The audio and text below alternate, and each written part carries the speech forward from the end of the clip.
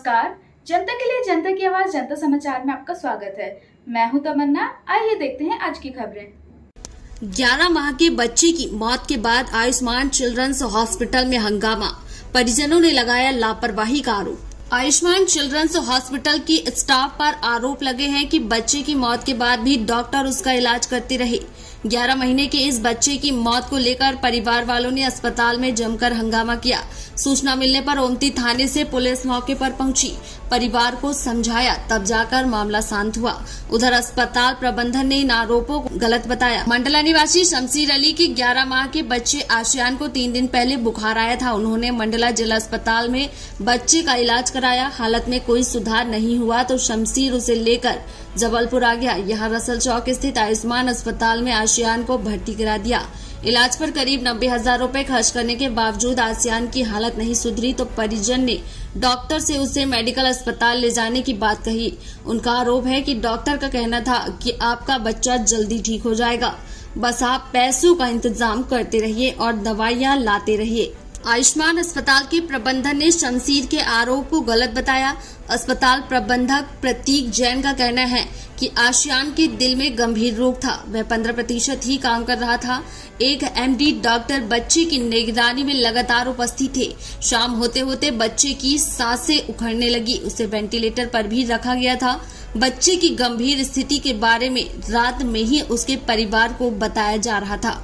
जैसे ही उसकी मृत्यु की सूचना दी गई, बड़ी संख्या में परिजन अस्पताल परिसर में घुस गए। मौके पर मौजूद कर्मचारी के साथ मारपीट की, डॉक्टर पर भी हमले का प्रयास किया। उनके साथ आई महिलाओं ने नर्स के साथ बदतमीजी करते हुए मारपीट की, अस्पताल में तोड़फोड़ भी की। उनका पूरा दबाव इस बात पर था कि किसी भी प्रकार से बिल का भुगतान न करना पड़े। दवाइयों का भी केवल आधा भुगतान किया गया, शेष राशि जमा करने से इनकार कर दिया गया। मंडला के रहने वाले हैं। इनका 11 माह का बेटा था अरसियान खान करके, जिसका मंडला में बीमार था, दस्त वगैरह लग रहे थे। इसके इलाज ये ये लोग कल यहाँ पे इसको लेके आए थे। यहाँ पे डॉक्टर ने इसको एडमिट करके इलाज कर रहे थे। आज इलाज के दौरान इनके बेटे अरसियान खान की मृत्यु हो गई, जिस पे परिवारजनों ने आपत्ति दर्ज की और अस्पताल प्रबंधन के साथ में, और अस्पताल में कुछ कांच वगैरह टूटे हुए हैं। इसकी सूचना पे हम लोग यहाँ पे आए थे। परिजनों से भी देख रहे हैं अगर इन्हें आपत्ति है, और ये लोग में भी 2 मत हैं। कुछ लोग कह रहे हैं कि हम बच्चे का पीएम नहीं करवाना चाहते हैं, तो कानूनी प्रावधानों के अनुसार जो भी जरूरत होगी हम कार्रवाई करेंगे, और अभी इमरजेंसी में लिख करके पंचनामा कार्रवाई करेंगे।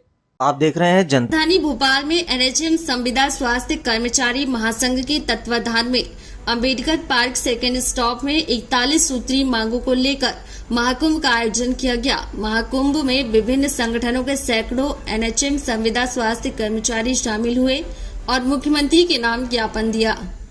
महाकुंभ जो आज यहाँ पर उपस्थित है, निश्चित रूप से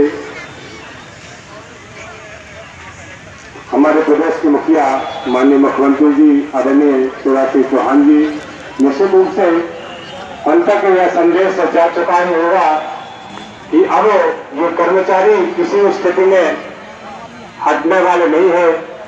किसी भी स्थिति में अब डटे रहना चाहते हैं और उनकी जो जायज मांगे हैं, निश्चित रूप से उसका पूरा करना ही होगा। आज महासंघ का आंदोलन, जिसमें स्वास्थ्य विभाग से संबंधित समस्त विभाग आज इसमें सम्मिलित है, लेकिन थोड़ा सा दुख की बात ये भी है, अफसोस की बात ये भी है, हर जोर जिंदगी टक्कर में अभी करो। आदरणीय मामा जी, मैं विशेष अनुरोध भी कर रहा हूँ। विगत 2018 से हमारा पूरा संगठन एनएचएम संविदा स्वास्थ्य कर्मचारी जितने भी संगठन सर, आज राजधानी भोपाल में एक महाकुंभ आयोजन किया गया है एनएचएम संविदा स्वास्थ्य कर्मी द्वारा। किन किन मांगों के लिए आज मध्य प्रदेश के स्वास्थ्य कर्मचारी स्वास्थ्य अधिकारी कर्मचारी महासंघ के ऐलान पे जो है महाकुंभ संविदा कर्मचारी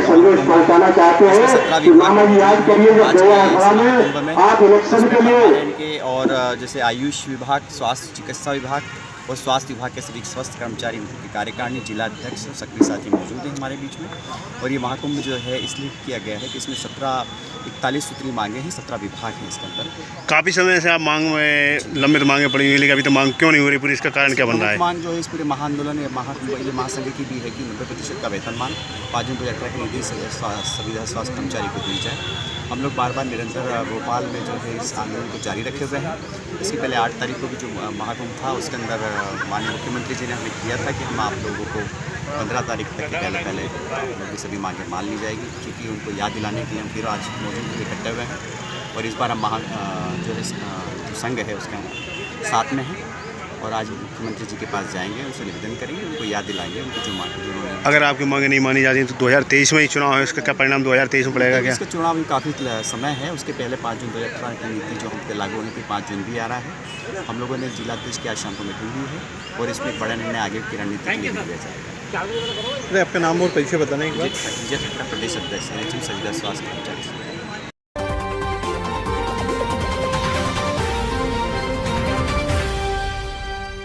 चुनावी साल में अब मध्य प्रदेश सरकार को प्रदेश के बुजुर्गों ने भी घेरने की तैयारी शुरू कर दी। बुजुर्गों ने राज्य सरकार को चेतावनी दी है कि अगर उनकी मांगों पर सरकार विचार नहीं करती तो आगामी दिनों में भोपाल वल्लभ भवन को घेरने से भी बाज नहीं आएंगे। पेंशनर संघ ने अपने आंदोलन का आगाज जबलपुर से किया है। नर्मदा नदी के उमा घाट में पेंशनर ने जल सत्याग्रह किया और सरकार को चेतावनी दी। दरअसल शासकीय कर्मचारियों की तरह पेंशनर भी महंगाई राहत और पुराने एरियर्स की मांग सरकार से कर रहे हैं, पर जब सरकार ने इस ओर ध्यान नहीं दिया तो पेंशनर सरकार से आर पार की लड़ाई लड़ने के मूड में आ गए। लगातार आंदोलन कर रहे राज्य सरकार के पेंशनर ने आज जबलपुर में जल सत्याग्रह किया। पेंशनर संघ के सैकड़ों सदस्य आज नर्मदा नदी के ग्वारी घाट पहुंचे और उमा घाट में उतरकर अर्धनग्न प्रदर्शन किया।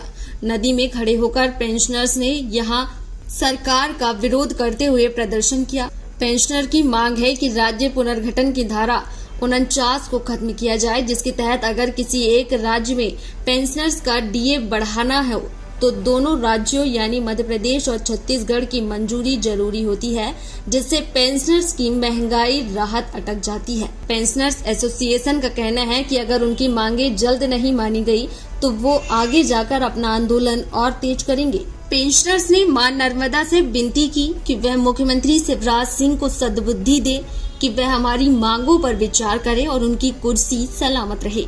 अगर हमारी मांगों पर विचार नहीं हुआ तो मां नर्मदा का आशीर्वाद भी मुख्यमंत्री को नहीं मिलेगा और फिर किसी कीमत में उनकी कुर्सी सलामत नहीं रह सकती।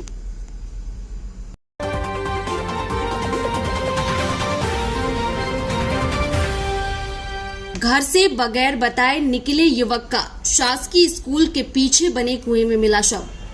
सागर की सुर्खी थाना क्षेत्र में ग्राम मोकलपुर में घर से लापता युवक का शव कुएं में मिला। शव गांव के शासकीय स्कूल के पीछे बने कुएं में पड़ा था। सूचना पर पुलिस मौके पर पहुंची और मामले की जांच शुरू की। जानकारी के अनुसार ग्राम मोकलपुर में स्कूल के पीछे कुएं में शव पड़ा देख लोगों की भीड़ जमा हो गई।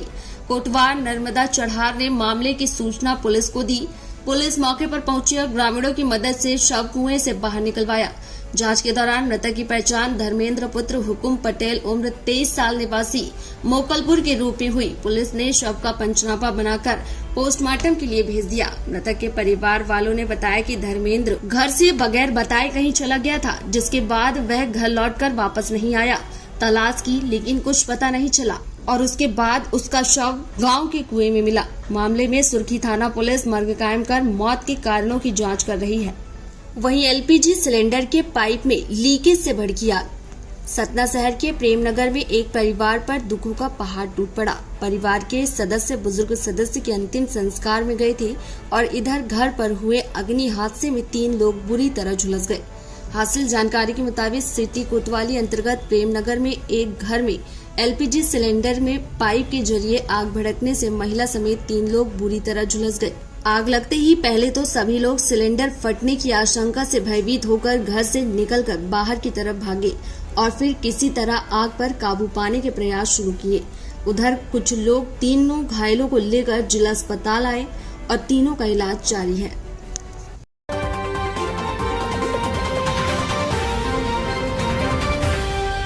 भीषण सड़क हादसे में दर्दनाक मौत। नीमच में मंदसौर रोड पर किनारे खड़ी ट्रैक्टर ट्रॉली वैन में घुसी।